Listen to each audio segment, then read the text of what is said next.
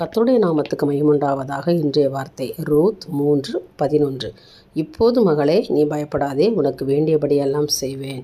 விசுவாசிக்கிறவங்க ஆமேன்னு சொல்லுங்கள். அருமையான சகோதரனே, சகோதரியே, நீ பயப்படாதே. உனக்கு என்னெல்லாம் தேவை இருக்கோ, என்னெல்லாம் உனக்கு வேணுமோ அதெல்லாம் நான் உனக்கு செய்வேன் அப்படின்னு வாக்கு கொடுக்குறார். நம்புறீங்களா? அவர் ஆமேன்னு சொல்லுங்கள். கர்த்தரால் ஆகும். அவரால் ஆகாதது ஒன்றுமே இல்லை. அவர் உங்களை ஆசீர்வதிக்க நினச்சிட்டாருன்னு சொன்னால் மனுஷரை யாரும் தடை செய்ய முடியாது.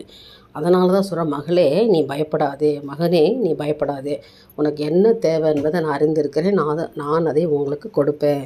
நிச்சயமாக நான் அதை உங்களுக்கு கொடுப்பேன் என்று கர்த்தர் வாக்கு கொடுக்கிறார். ஏனென்றால் அவர் செய்ய நினைத்தது தடைப்படாது. அவர் சகலத்தையும் செய்ய வல்லமையுள்ள தேவன்.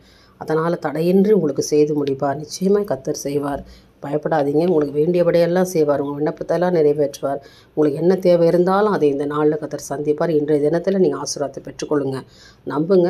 நிச்சயமாக கர்த்தர் நடத்துவாராக. என் தேவனுக்கே மகிமை உண்டாகட்டும். ஆமேன்.